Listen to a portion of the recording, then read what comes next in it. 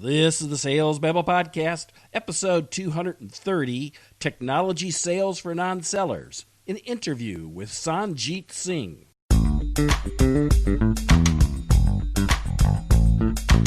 Welcome to Sales Babble, the podcast that shares selling secrets for non-sellers. And now your host, Pat Helmers. Hello, Sales Babblers. This is Pat Helmers, and our guest today is Sanjit Singh, and he believes, as we all do here on Sales Babble, that technology sales isn't a natural fit for non-sellers. Often when starting, new companies are unclear who exactly they sell to, what market segment they're in, the benefits of their product, and what differentiates their product from all the others. Sanjit's worked in the startup world for years, and he's found that focusing on an iterative process that fine-tunes sales, marketing, and product design is the key to startup success. Today we're going to chat about how sellers make great entrepreneurs and the opportunities that the current pandemic creates for both new and existing companies.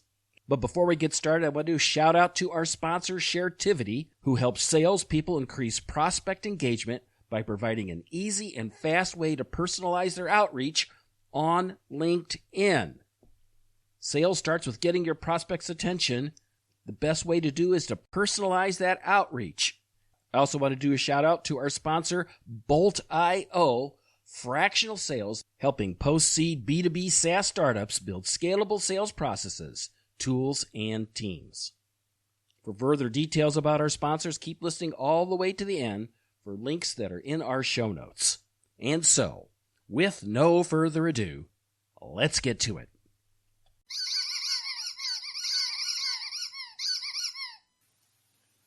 Welcome, Sanjit. Are you ready to babble? Let's babble. Awesome. Sanjit, you are the founder of Bolt.io, right? Yeah, that's right. Bolt.io. With Bolt with two T's. Yeah, why are there two T's? Because it's I couldn't get the other the other URLs.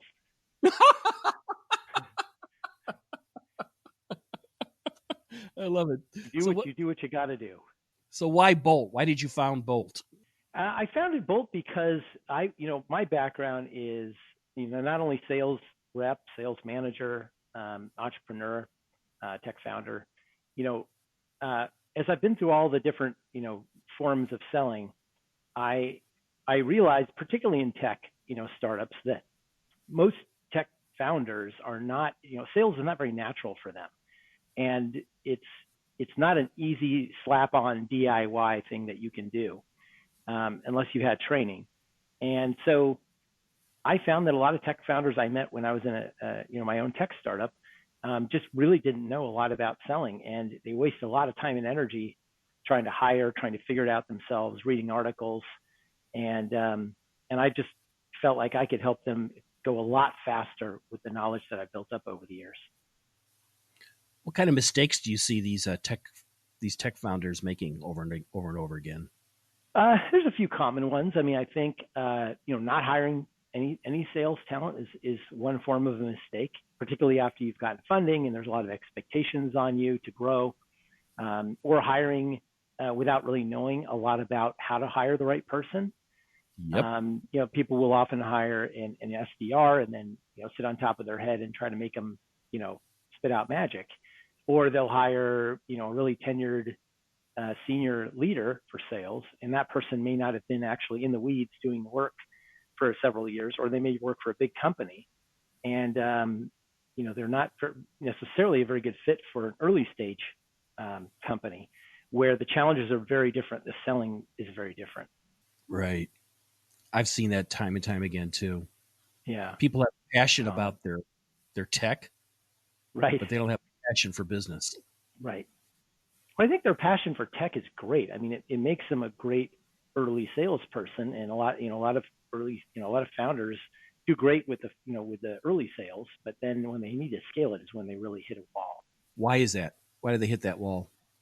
Because they don't have the machining in place, right? I mean, I'm sure your audience knows, all the different things that we do day to day that some people don't understand, know about, appreciate.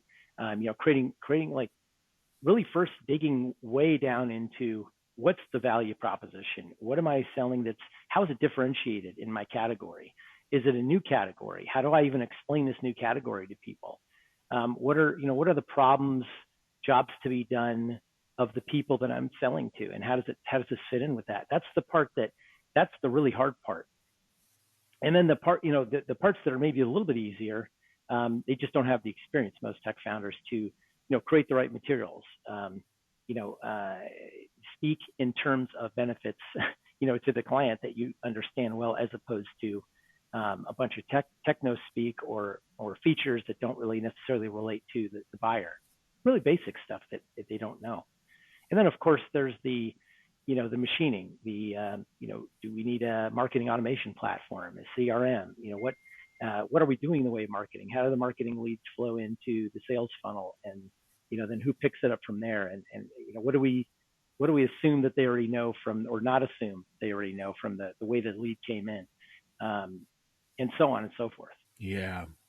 Thing is, these are startups. It's not Mm-hmm. like they can fall back on existing clients. It's right. So they probably don't know the industry that their clients is in very well, right? Right. They don't really understand their lives and their problems and their challenges. How can people overcome this? Well, I think whether it's me or someone that really understands marketing. I mean, marketing is the first thing you need to think about before you think about selling. Really? Obviously, where's the market? Who is it? Where's my beachhead? I don't think of it like that at all. I think sales is the first thing you need to do before marketing. I guess I think and this was one of the things I was hoping we would talk about, is, where sales is heading, because you're touching on it now, which is, I tend to think of marketing and sales and product as, merging more and more. And I think they should. I think it's a good thing. In other words, how do I think about who I'm trying to reach in my beachhead, and how do I even get leads into the funnel? And then when I start talking to people, how does that inform how I need to change marketing, or how I need to pull a product lever, which early stage companies, they have that luxury. In many ways it's more challenging, but in many ways it's great to be able to pull other levers. When I was, we were, I think failing on our fourth pivot in my last startup, I was actually able to pull the product lever. And in a big company, bigger company, you can't necessarily have much or maybe even any influence on the product, depending on the culture of the company and so on. And so then when I pulled that lever, we made a very fundamental change to the product. Then we went into hypergrowth for 2 years. And then that's when I exited. But until then, we were just failing one business model after another. So I think, particularly at the early stage, I think it's a good practice to be thinking of all those things working together very closely until you get not only product market fit, but product marketing sales fit. And then you have a machine that's now working and scalable and predictable. I love that. Because what you're saying is it's an iterative process between all of them. Yeah. Changing, there's constant modification and just in time. Yeah, just in time. I mean, I guess I increasingly think of the whole process as, I guess if I were to come up with a heading for the whole process, it would be, design thinking.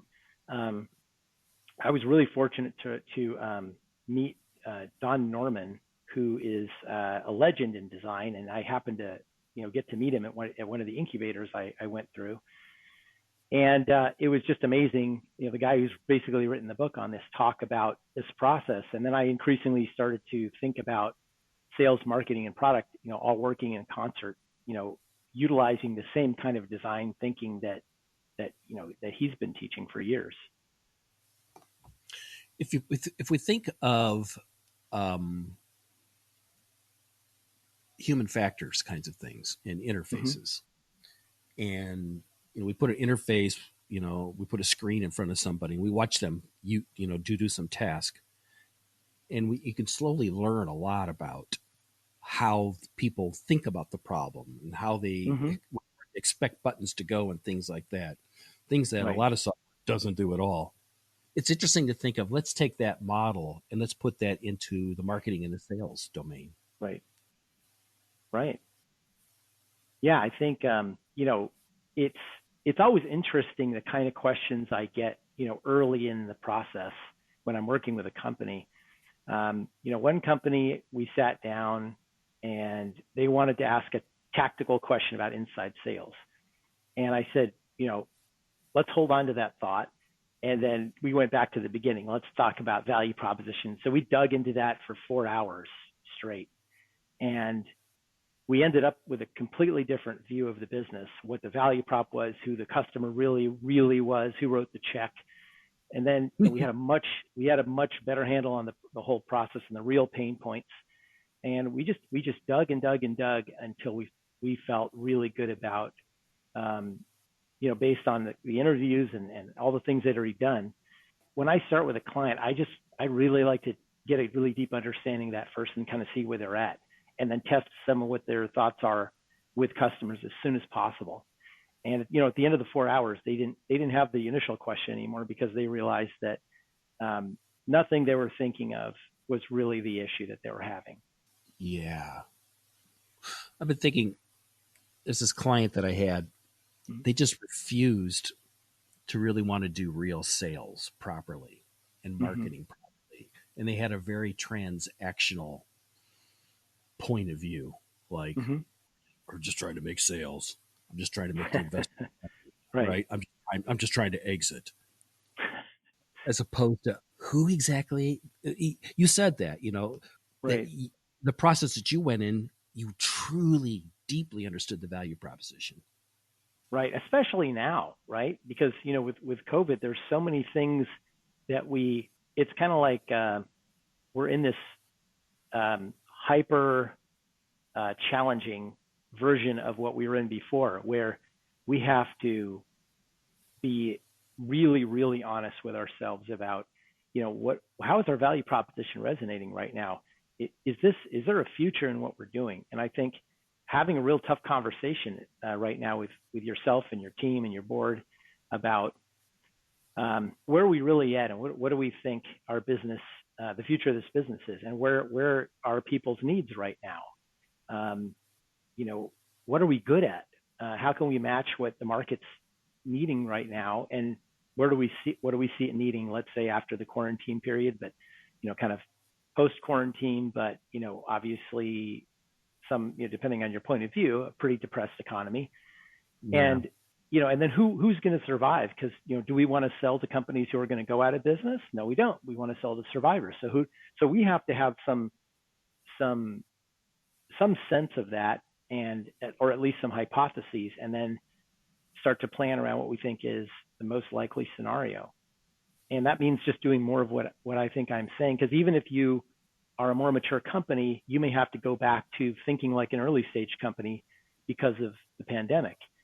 And so, that may mean, hey, are we bleeding cash right now? Do we have to make some hard choices? And then, how do we think about this feedback? Can we put a feedback loop in place where we start iterating? And it's amazing to see some of the companies that are iterating super quickly and putting amazing things out there. And, I think that's really what's, there's also this, you may be familiar with this zero-based mindset where if you were building a company today in your space from the ground up, from scratch, what would that look like? And then why can't you just make your current company look like that? But building it from the ground up as opposed to thinking in terms of, twisting your company in a pretzel to get to this other point. You think about it from the ground up, and what does that look like? And then if you think that way, I find that people build things a lot leaner if they think about it from scratch. Does that make sense? Yeah, it does.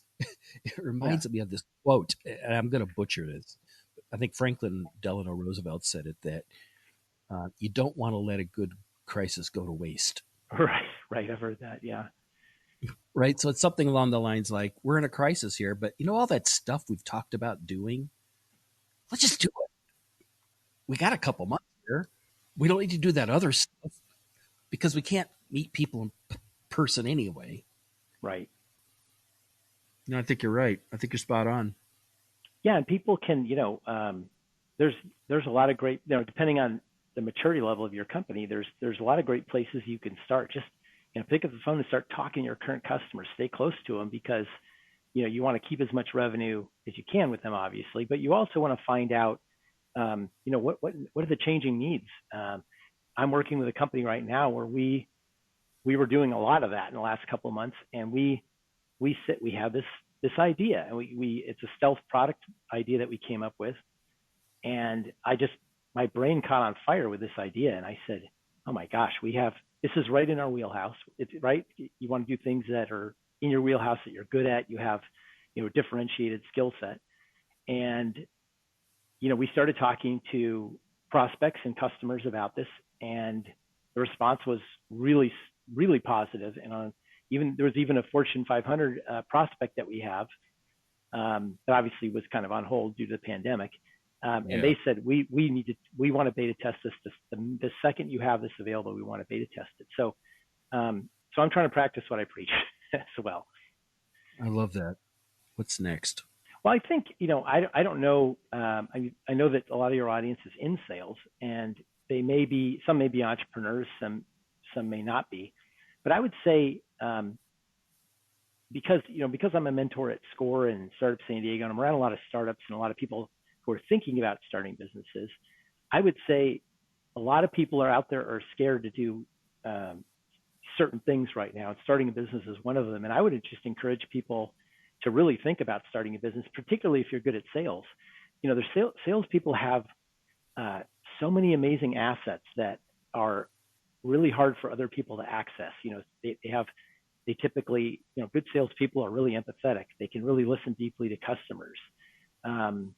They think in terms of benefits, and then they can work backwards from there. And that's what makes a good startup founder, I think. And so I think salespeople, listening to this or thinking about it should really think seriously about it, because I think a lot of great businesses are started in downturns like this. And there's a lot of people, and I find it hard at times. I get, when during the last recession, my business got hit really badly, and it's really tempting to just kind of get frozen and stuck, which I struggled with that. And during the last downturn, and when it started to become clear that we were in another one of these, and probably much worse, I just said to myself, I'm not going to let this, get me all frozen again this time. I'm going to be hunting for opportunities this time around. And I'm going to keep my mind clear and look for opportunity. And that's what I'm doing right now. And I think it's a great time to start a business. Yeah. So you're saying that, I believe all salespeople to a certain degree are entrepreneurs, mm-hmm. unlike other professions. Right. They're living on commissions. Mm-hmm. The amount of money that they bring in is dependent upon the quality of the work that they produce. Yeah. And I do believe that salespeople are, and I would want to say to the audience too, you guys and gals are exactly the right people to start companies, because something that people are really afraid of. Like when we started at the top of this show, we were saying how mm-hmm. a lot of people, engineers, mm-hmm. which is a lot of what Sales Babbles is about, selling secrets for non-sellers. People like me mm-hmm. who come mm-hmm. from an engineering background. Mm-hmm. I never saw myself being a sales guy. But once you can figure it out, once you can learn these selling skills, oh my goodness, doors open like crazy. Right. Yeah, I would say to non-sellers, there's, for whatever reason, some people have such a dim view of salespeople, and I think better human beings make better salespeople. I'm not saying all salespeople are great human beings, but I think the more we try to become better human beings, better listeners, more empathetic, and so on, I think we do become better salespeople. And I think some of the transitions that I had to make, or I guess there was a bunch of things that I found awkward being an entrepreneur versus just being a salesperson. And like one of them was pitching for money, and that was really intimidating for me. But I think, after doing it for a little while, I started to feel like, hey, you know what, this really isn't any different from selling. It's not. It's just you have to learn a few things that are a little bit different and how to position things. And other than that, it's a different kind of pitch you got to learn. And I don't really know why I was so intimidated by it, but I think a lot of people are. And a lot of people find it daunting, but it's really just another form of selling. Yeah, I see it as just matchmaking, you know? Yeah, that's right. This is clearly be good for me if you funded me, but I don't know if it'd be good for you. Right. Right. Funded me. Let's see what we each are looking for, what we each are hoping, what our hopes and desires are, and maybe it's a match. Maybe it's not. And either way, we're both gonna learn a little bit here in the next half an hour. That's a great way. That's a great way to frame it, and I think that's a great way to think about it. And it takes a lot of pressure off of people to think that way. And I think even for sales, it's a good way to think. Like, hey, we're just trying to find out if there's a good fit here. There may be, there may not be. And I think that sets everybody at ease, not just yourself. It sets the other party at ease. Mm-hmm. Because I think, when you say the word sales, the person knows they have a meeting with a salesperson. Like I am always afraid when I get a sales call that they're going to try and shoehorn me into a 45-minute demo, and they're going to start talking at minute 1 and they're going to stop talking at minute 45, and I'm not going to get a chance to even breathe. And I'm terrified of those kind of meetings. And so I like the idea of having that, framing it the way you're suggesting, and being at ease, and then having a conversation, kind of like we're doing now. If people want to connect with you, mm-hmm. where would they go? Please do. Bolt.io, BOLTT.io. If you click on the contact us, you can book an appointment right in my calendar, or hit me on LinkedIn, or email, whatever you prefer. And Sanjit, you and I were chit-chatting about you're very open for giving people some free consulting and coaching, right? Yeah, absolutely. If you go to my website, there's a link for a 30-minute free sales consultation, but I'll give listeners an hour. When you click on my calendar link, you'll see there's an option for an hour, give you a free hour of sales coaching or sales consultation. And I really do pour out as much as I can to you in that hour. And if you want to hire me, great. But I love teaching. That's why I do, mentoring with different organizations and incubators and whatnot. So I'm happy to help and point you in the right direction at least. Cool. That's awesome. So if you could give our listeners a piece of advice, something they could take action on this week, what would that be? I would say that the actionable piece of advice I would give is, because of the time that we're in, is try to work with your team to create this feedback loop, create a better feedback loop between what you're seeing and hearing in sales, with marketing and with product. And if you create a really tight feedback loop during a time like this, I think you've just raised your company's odds of succeeding. Excellent. I totally agree with this. Salespeople know what people want. Yeah. They do. It's a direct pipeline to the user, to the person who has the wallet and the checkbook. Right. Yeah, it amazes me the product meetings sometimes people have, and I'm like, why isn't there a salesperson in the room? Don't you want to ask how they see this fitting in? Every decision should be filtered through what we, like you said, what they know about the wallet. What's the wallet going to say? Right? It's trying to diagnose a patient without asking them questions. Right. Exactly. I don't get it. Sanjit, this has been awesome. I really enjoyed it. I really appreciate you babbling here on Sales Babble. It was fun to babble. Let's do it again.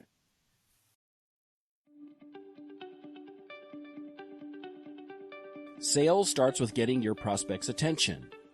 Given all the noise, you have to be different. You have to personalize your outreach. Unfortunately, it's time-consuming to go to Google, LinkedIn, Twitter, and YouTube to find an icebreaker. It's a conundrum because personalized outreach converts significantly higher than canned emails. Picture the possibility that with one click, you could get a social footprint of your prospect, which would make personalized outreach faster. With Sharetivity, you instantly discover personal information regarding your interests, college, and social media posts on LinkedIn, Twitter, and YouTube. With Sharetivity, you can make each outreach personalized yet fully automated to fill your pipeline. Sharetivity is a Chrome extension. Search for it in the Chrome Web Store. It only takes 2 minutes to download, and soon you'll be skyrocketing your prospecting productivity today. Sharetivity. One-click personalization.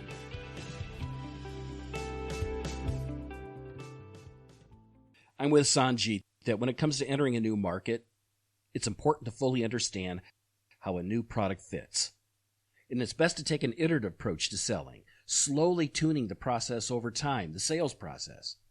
And you may find over time that you may need to tune the product to make it easier to sell. And you may also find that as sales becomes more well understood, you'll find ways of mechanizing outreach and start building a marketing process. All of this is iterative, and they all feed into one another. To connect with Sanjit, you can find links to him in the show notes at www.salesbabble.com. You can also find links to our sponsors Bolt.io and how they help post-seed B2B SaaS startups build scalable sales processes, tools, and teams. That's Sanjit's company. And of course, you can find links to Sharetivity that help salespeople increase prospect engagement by providing easy and fast ways to personalize the outreach. In fact, I just spoke with Ankesh Kumar last week, and he's very excited. He's got 2 new features that he's working on. We can't announce them yet, but they will be announced in August. And in fact, he's going to come on here in Sales Babble and kind of explain what there are. Features are going to make it a whole lot easier for you to keep on top of prospective clients. Go to the show notes, download a free copy of Sharetivity. You won't regret it. If you got any questions or comments about this episode or any episode, don't hesitate to reach out and connect to me. Go to salesbabble.com and click the Babble Me button, and that will go right to me. Would love to hear from you. You can also find me on LinkedIn. I'm there all the time. As I often mentioned, every Thursday we have a Sales Babble Telebabble. It's at 4 o'clock Central. And so that you have a better understanding of what's going on in these Telebabble teleconferences, I'm going to play a little bit of a past teleconference so you can get a sense, and that will be on the end of this show. So with that said, is that right? Yep, that's all I've got for this week. Until next week, take care and have a highly successful and a profitable selling day.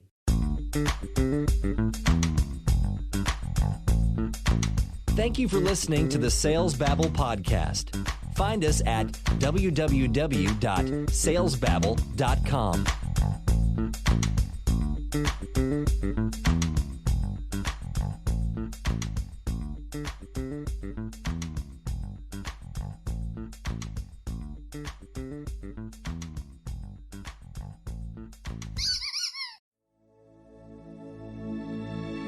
This is a production of Habanero Media.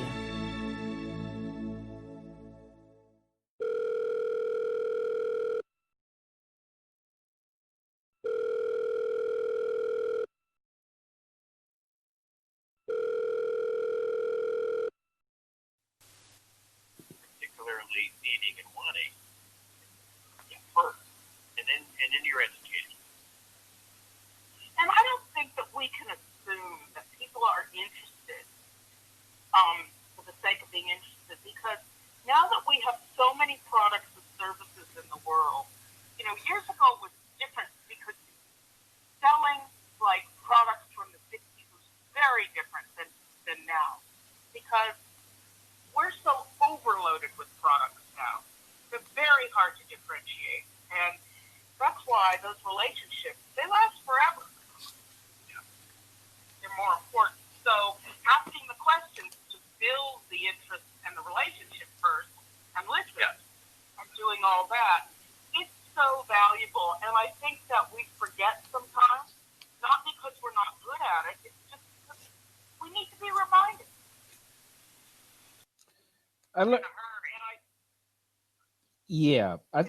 I think it's about being in a hurry sometimes. And now we're not. Well, and maybe that's better. But what I often see is with people that I work with is that they ask a few discovery questions. As soon as they hear a problem that they can solve, they pounce on it like a fly on sugar. And they go, I can help you. As opposed to keep going through the discovery questions, get fully out everything that every issue and every challenge they're facing and every aspiration they have in the future. Get it all out, all out. Take your sweet time. Take 20, 30 minutes to do this. Get them to talk. Write all down all the things you think you can help. Then you say, I think I might be able to help. I'd like to walk through some of these things that you've talked about, and let me share how we might approach this. Because people... And then go get some experts. So, and then, Pat, if I may interject, at that point you go get some experts that can go ahead and validate it. So it's not just you talking to the sales rep, but hey, I've got engineers and some other people. Better yet, get some impartial third thing. And I always like to say, look, I'm not sure, but I think we might be able to help you. Now, yeah, if you've done your homework, now you got your attention. Right. And I think that that's a really good point. You don't have to do it all in the first meeting. That's better not to. Slow down. Invited to the next meeting. Slow it down. Slow down. Get on solid footing. Do your research before and then after the meeting, and get your recommendations or whatever, or your engineers together to do a powwow. I mean, and then get something going. If you've got that kind of product. Yeah. Well, I sell complex technology. See, Kat, this is why you got to do that program on the Challenger sale. This is exactly tied into it, man. Well, I've been thinking about the Challenger sale during this entire conversation, because there's a notion here that despite how buyers treat you, secretly they hope you have the solution to all their problems. Exactly. They are looking for your guidance. They would not take the meeting. They would not cut off the valuable time from their family, their work, their career, whatever, to talk to you if they didn't have a problem big enough that needs to solve. And you're right on. I mean, they can go and solve it themselves easily. There's this thing called the internet. But it's so overwhelming, they need somebody to not ask them, but to basically to tell them, hey, based upon what you shared with me, this is exactly what you need. Right. You're more of a concierge. Exactly. Which is how I like to look at sales. I like looking at sales from that point of view. Is that part of your title now, concierge? Concierge selling. That's beautiful. That sounds like an awesome article, doesn't it? There's some awesome articles on it. No, I should write an awesome article on there. That could be the title of the book, Concierge Selling. Yeah, that's something I've been having trouble with is